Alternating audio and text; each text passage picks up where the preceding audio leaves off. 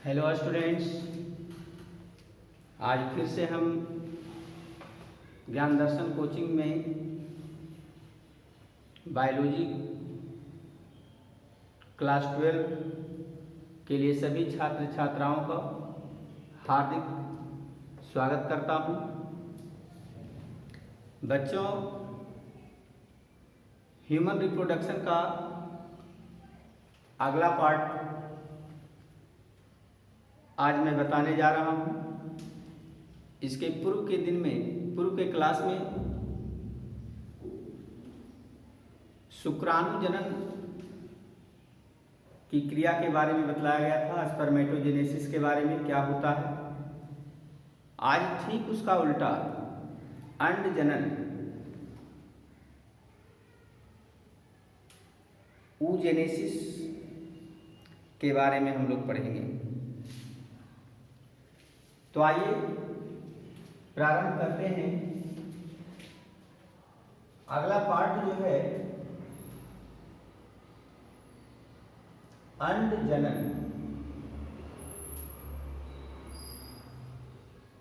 oogenesis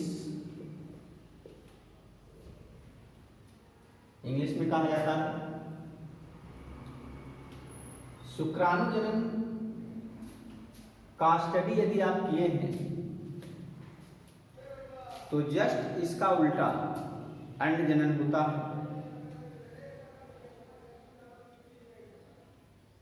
है। स्त्री के अंडाशय से अंडाणु की उत्पत्ति होना अंड जनन कहलाता है। ध्यान देंगे, हम नोट कर देते हैं। स्त्री के अंडाशय ओवरी से अंडाणु का बनना अंड जनन कहलाता है। इसे नोट करेंगे। डिफिनीशन में 1 नंबर का, स्त्री के अंडाशय से, स्त्री के ओवरी से या मादा जन्नांग से भी लिख सकते हैं, स्त्री जन्नांग से भी लिख सकते हैं, अंडाणु का बनना अंड जनन कहलाता है।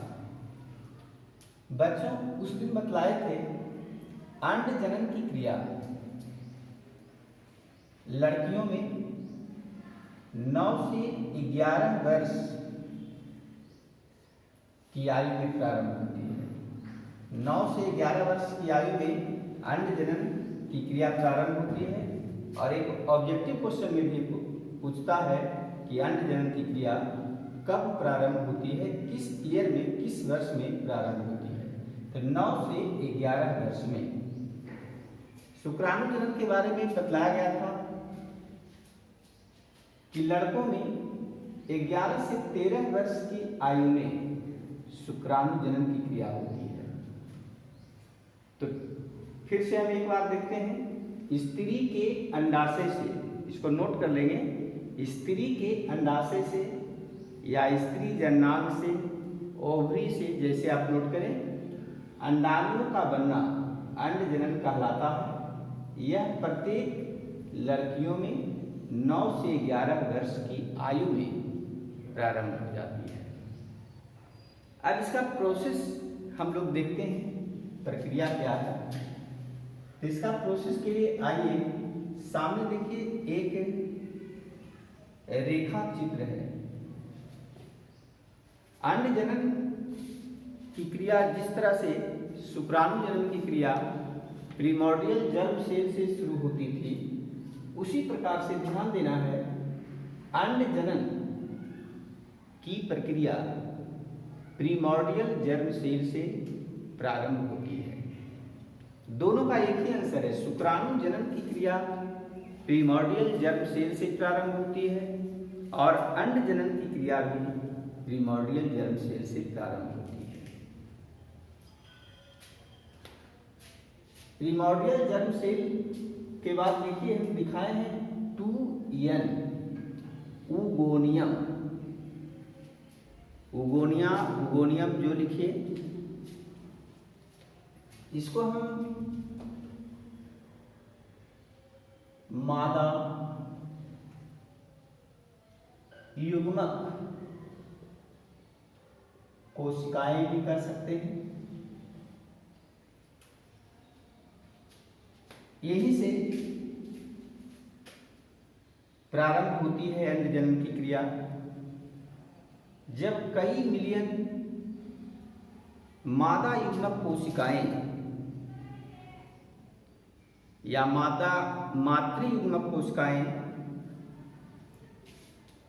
घूर्णीय अंडाशय के अंदर, ध्यान से सुनेंगे, कई मिलियन मातृ युग्मक कोशिकाएं घूर्णीय अंडाशय के अंदर विकसित होते हैं। तो अंड जनन का प्रारंभ होता है। इस बात को नोट कीजिए फिर से, कई मिलियन मातृ युग्मक कोशिकाएं, कई मिलियन मातृ युग्मक कोशिकाएं जब घूर्णीय अंडाशय के अंदर विकसित होते हैं तो अंड जनन की क्रिया प्रारंभ होती है। प्रत्येक महीने एक स्त्री में एक परिपक्व अंडाशय, नहीं सॉरी, प्रत्येक महीने एक स्त्री में एक परिपक्व अंडाणु डेवलप करते हैं। अंड जनन क्रिया के दौरान अब देखिए उगोनियम आगे चलकर प्राइमरी oocyte बनाता है। उगोनियम का परिवर्तन हो जाता है प्राइमरी oocyte में, और इस परिवर्तन को होने में प्रथम अर्धसूत्री विभाजन के प्रोफेज अवस्था, प्रोफेज फर्स्ट कर देंगे, प्रोफेज फर्स्ट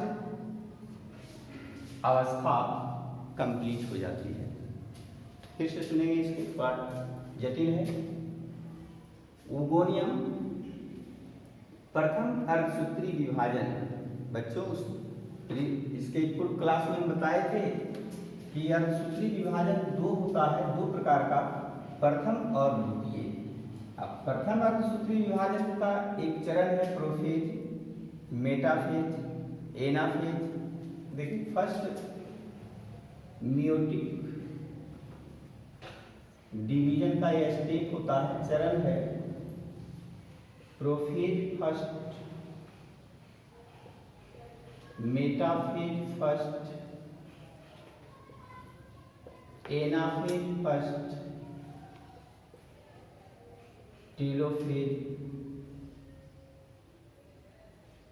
फर्स्ट।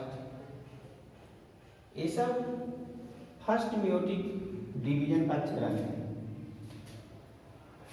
तो हम बतला रहे थे कि प्राइमरी oocyte तक बनने में प्रथम अर्धसूत्री विभाजन के प्रोफेज फर्स्ट अवस्था समाप्त हो जाती है, कंप्लीट हो जाती है, पूर्ण हो जाती है।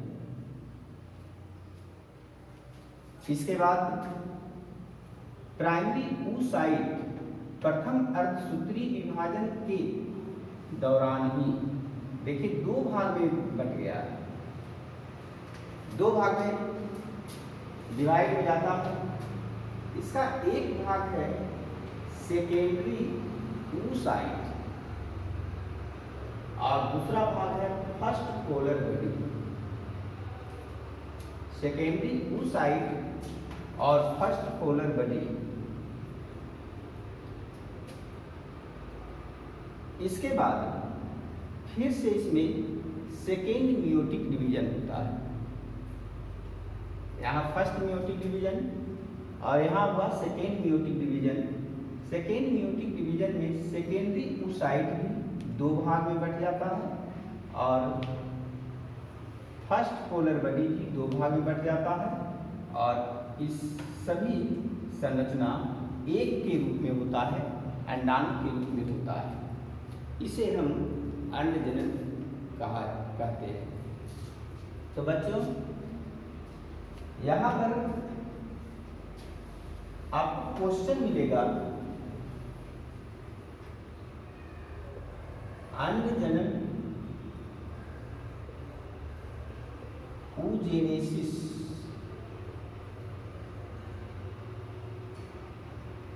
की प्रक्रिया को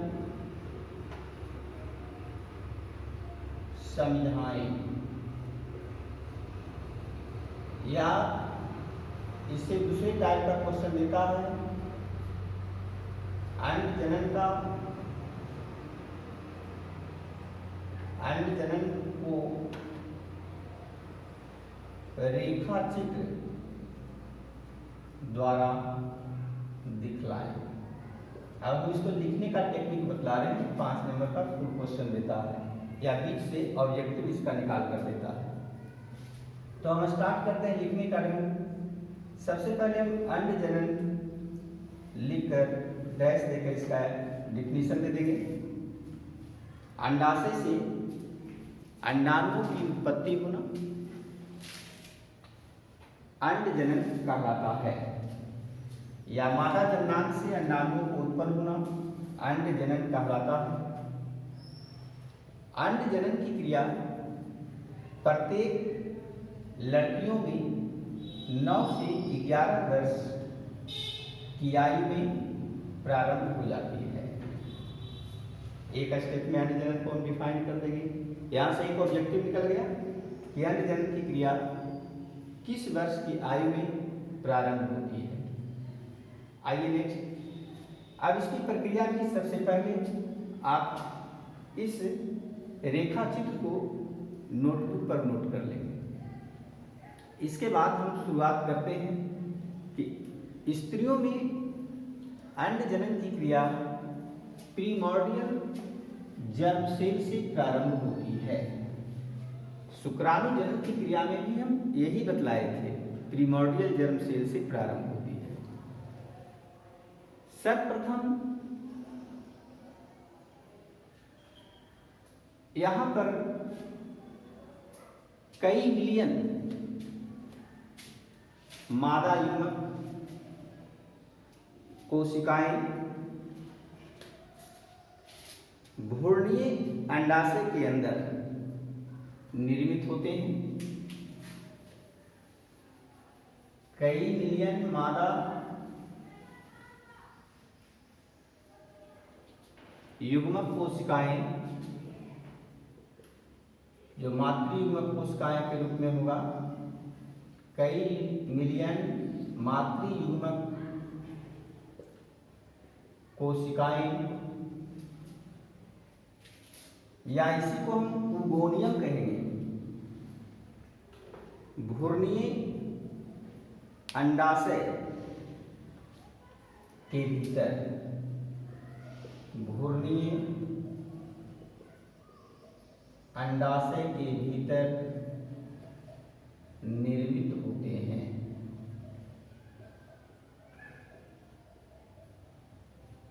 जो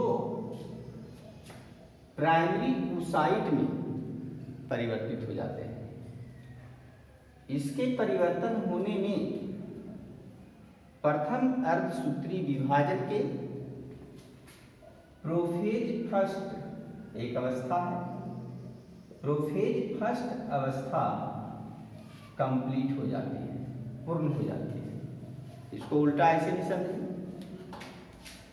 यहाँ पर प्रथम अर्धसूत्री विभाजन की प्रोफेज अवस्था कंप्लीट होती है, जिसके फलस्वरूप प्राइमरी oocyte का निर्माण होता है। जो द्विगुणित अवस्था में होती है 2n के रूप में होती है। प्राइमरी oocyte प्रथम अर्धसूत्री विभाजन की सहायता से दो भाग में आगे बढ़ गया है। देखिए, एक है सेकेंडरी oocyte और दूसरा होता है first polar body. Secondary oocyte और फर्स्ट पोलर बॉडी भी दो भाग में डिवाइड होता है और अंडाणु का निर्माण हो जाता है। यहाँ पर और डीपली से पढ़िएगा तो ये जो है देख रहे हैं सेकेंड पोलर बॉडी के रूप में विकसित होता है। अंडाणु का निर्माण होना ही अंडजनन कहलाता है। तो बच्चों, अंडजनन का क्वेश्चन में सबसे इंपॉर्टेंट इसका एक रेखा चित्र है। इसको देंगे तो 5 मार्क्स फुल मिलेगा। तो आज यहीं पर क्लास आपका स्टॉप होता है।